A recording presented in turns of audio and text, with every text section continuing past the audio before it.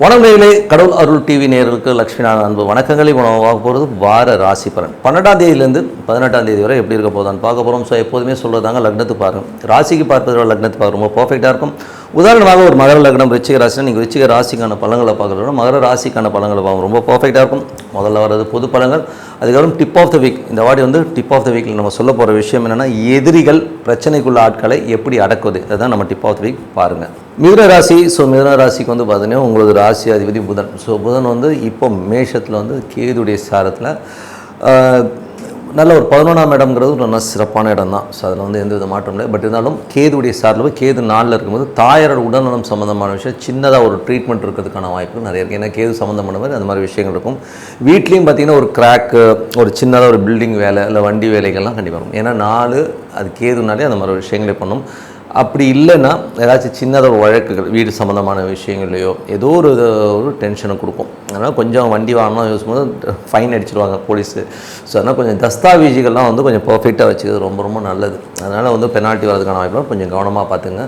லாபம் வருமானா லீகல் சம்மந்தமான விஷயங்கள், ட்ரீட்மெண்ட் கொடுக்குற டாக்டர்ஸ், அந்த மாதிரி பேப்பர் ஒர்க் பண்ணுறவங்கலாம் நல்ல லாபம் வரதுக்கான வாய்ப்பு ரொம்ப நல்லா இருக்குது. அதெல்லாம் ரொம்ப சூப்பராக இருக்கும். அதுக்கப்புறம் பார்க்கும்போது 2ஆம் அதிபதி. ஸோ 2ங்கிறது வருமானங்களை சொல்லும், உங்கள் குடும்பத்தை பற்றி சொல்கிற இடம். ஸோ அது ரொம்ப நல்ல விஷயம், நல்ல ஏற்றங்கள்லாம் வரதுக்கான இடம் ரொம்ப நல்லாயிருக்கு. வியாழன் வெள்ளி கிழமைகளில் சந்திராஷ்டம காலகட்டத்தில் கொஞ்சம் ஒரு மன ஸ்ட்ரெஸ்ஸையோ டென்ஷனையோ உருவாக்கும். அந்த காலகட்டத்தில் மட்டும் கொஞ்சம் பார்த்து நடந்துக்கிறது ரொம்ப ரொம்ப நல்லது. அதுக்கப்புறம் 3. ஸோ 3ம் போதே உங்களுக்கு முயற்சிகள், இளைய சகோதரம் சம்மந்தமான விஷயங்கள்லாம் சொல்லும். ஸோ தம்பி சம்மந்தமான விஷயங்கள் 3ஆம் இடம் தான் சொல்லும். ஸோ இதில் பார்த்திங்கன்னா 3ஆம் இடம் சூரியனும் இப்போ 11 இருக்கும்போது நல்ல லாபம், நல்ல ஏற்றம், நல்ல ஒரு சூப்பராக இருக்கும். தொழிலில் ஒரு பெரிய உங்கள் முயற்சிகள் பெரிய வெற்றி வர்றதுக்கான வாய்ப்புலாம் ரொம்ப சூப்பராக இருக்குது. ஸோ அதெல்லாமே ரொம்ப ஃபண்டாஸ்டிக்காக இருக்கிறதுக்கான வாய்ப்புலாம் ரொம்ப நல்லாயிருக்கு. இதில் அந்த முயற்சிகள் கவர்மெண்ட் செக்டாரில் ஏதாச்சும் நீங்கள் எதிர்பார்த்தீங்கன்னா கண்டிப்பாக கிடைக்கிறதுக்கான வாய்ப்பு ரொம்ப நல்லாயிருக்கு. ஸோ அதெல்லாமே ரொம்ப சூப்பராக இருக்குது. அதுக்கப்புறம் பார்க்கும்போது உங்களுக்கு 4ஆம் அதிபதி முதல்ல 4 கேது இருக்கும்பொழுது எதாவது இடம் பார்க்குறீங்கன்னா கொஞ்சம் நீல வாக்கில் அமையும். அம்மாக்கிட்ட பேசும்போது கொஞ்சம் வெடுக்குன்னு பேசுகிறமான விஷயங்கள்லாம் இருக்கும். அது சூரியனோட சாரத்தில் இருக்கும்போது கொஞ்சம் அந்த அடமன்சியும் கொஞ்சம் ஜாஸ்தியாக இருக்கும். கொஞ்சம் விக்ரஸாக பேசுகிறது, இந்த மாதிரி விஷயம்லாம் இருக்கும். கொஞ்சம் ஜாக்கிரதையாக ஹேண்டில் பண்ணணும், வேறு வழி கிடையாது. ஸோ அதுக்கப்புறம் உங்களுக்கு இருக்கிற விஷயங்கள் 5ஆம் அதிபதி. ஸோ 5ங்கிறது குழந்தைகள் சம்மந்தமான விஷயங்கள், ஆன்மீகம், பூர்வீகம் சம்மந்தமான விஷயங்கள்லாம் சொல்லும். ஸோ 5ஆம் அதிபதியான சுக்கிரன் பார்த்திங்கன்னா உங்களுக்கு 10ல் இருக்கும்போது தொழில் ரீதியான விஷயங்களில் பெரிய வாய்ப்புகள் இருக்கும். கலைஞர்களுக்கு பெரிய வாய்ப்புகள், பெரிய பணம் வரதுக்கான வாய்ப்புலாம் ரொம்ப நல்லாயிருக்கு. தொழிலை இன்வெஸ்ட் பண்ணி பண்ணுறவங்க மட்டும் கொஞ்சம் ஜாக்கிரதையாக இருக்கும், கொஞ்சம் கேர்ஃபுல்லாக இருக்கணும். ஏன்னா கொஞ்சம் அகலக்கால் வைக்கிறது ரொம்ப ரொம்ப தப்பு.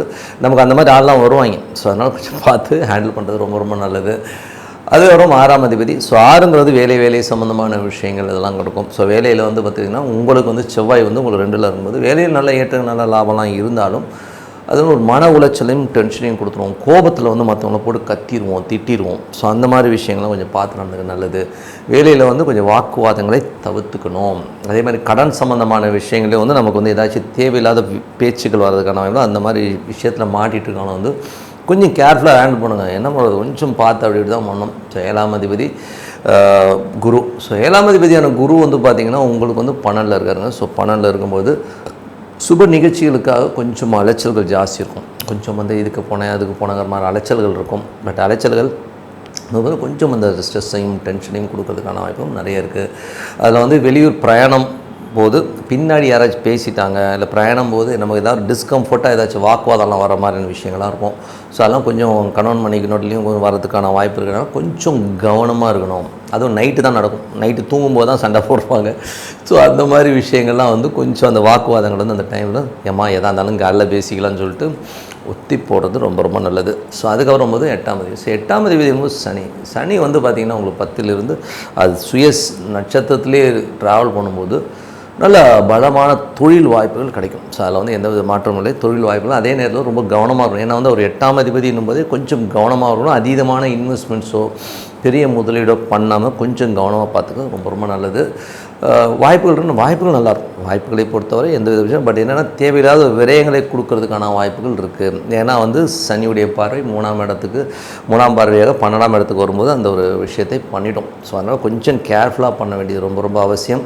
சொத்துக்கள் ஏதாச்சும் வாங்குறதா இருந்தால் கூட இந்த டைமில் சனியுடைய பார்வையில் இருக்கும்போது கொஞ்சம் கவனமாக இருக்கட்டும். தாயாருடைய உடல்நலம் சம்மந்தமான விஷயங்களில் கொஞ்சம் கவனமாக பார்த்துக்க நல்லது. ஏன்னா இந்த சனியுடைய பார்வையில் இந்த நாளில் கேது இருக்கும் பொழுது இந்த கேது தசாபுத்தி அந்தரங்களோ சனி தசாபுத்தி அந்தரங்களோ கொஞ்சம் இந்த ஃப்ராக்சரோ ஒரு பின்னம் மாதிரியான விஷயங்களே பண்ணோம். ஸோ கொஞ்சம் கவனமாக பார்த்துக்கிறது ரொம்ப ரொம்ப நல்லது. அதுக்கப்புறம் பார்க்கும்போது உங்களுடைய 11ஆம் அதிபதி. ஸோ 11ஆம் அதிபதியான செவ்வாய் வந்து உங்களுக்கு ரெண்டு நல்ல லாபங்களை அள்ளி கொடுத்தோம். ஸோ லாபங்களை கொடுத்துரும், தொழிலில் வந்து நல்ல ஒரு மேட்டத்தை கொடுக்கறதுக்கான வாய்ப்பெலாம் நல்லா இருந்தாலும் கோபதாபங்களை கம்மி பண்ணிக்கணும். இதில் வந்து என்னென்னா தடார் புட்டார்னு பேசிடுது, போடா வாடான்னு ஏதாச்சும் ஒன்று போட்டு விட்ருவோம்.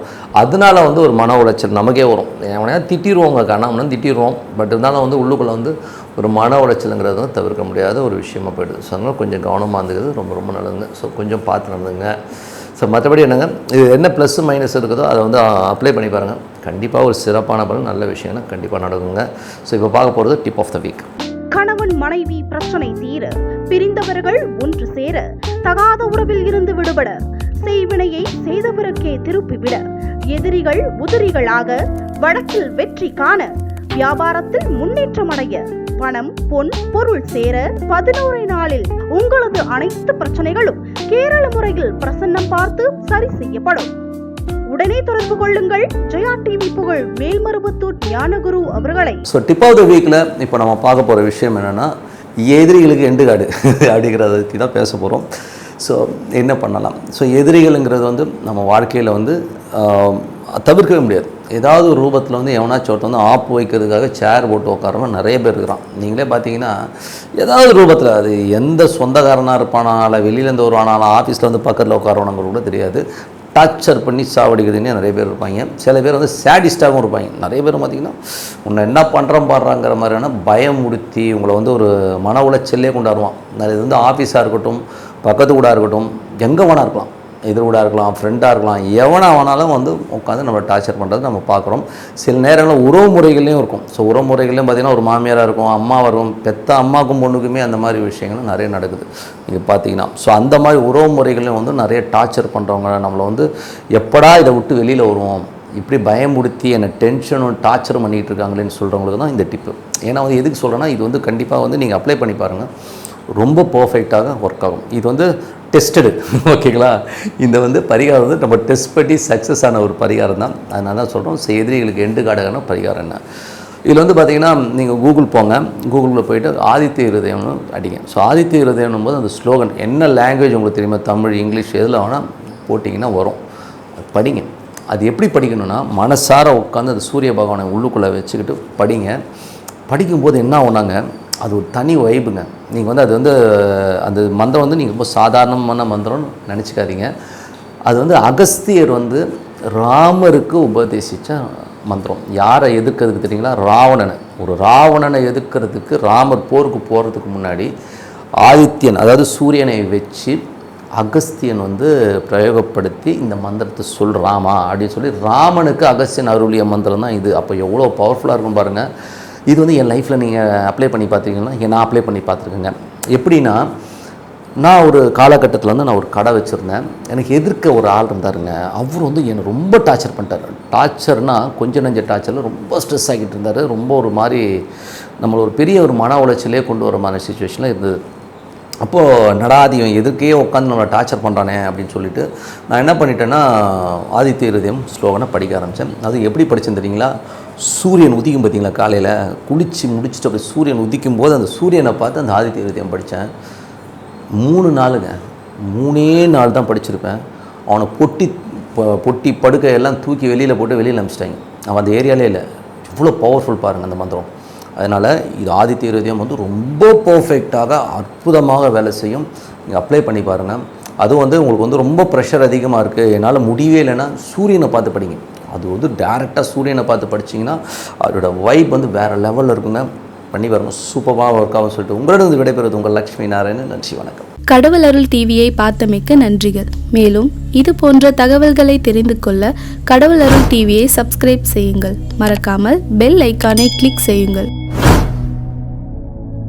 கணவன் மனைவி பிரச்சனை தீர, பிரிந்தவர்கள் ஒன்று சேர, தகாத உறவில் இருந்து விடுபட, செய்வினையை செய்தவருக்கே திருப்பிவிட, எதிரிகள் உதிரிகளாக, வழக்கில் வெற்றி காண, வியாபாரத்தில் முன்னேற்றம் அடைய, பணம் பொன் பொருள் சேர 11 நாளில் உங்களது அனைத்து பிரச்சனைகளும் கேரள முறையில் பிரசன்னம் பார்த்து சரி செய்யப்படும்.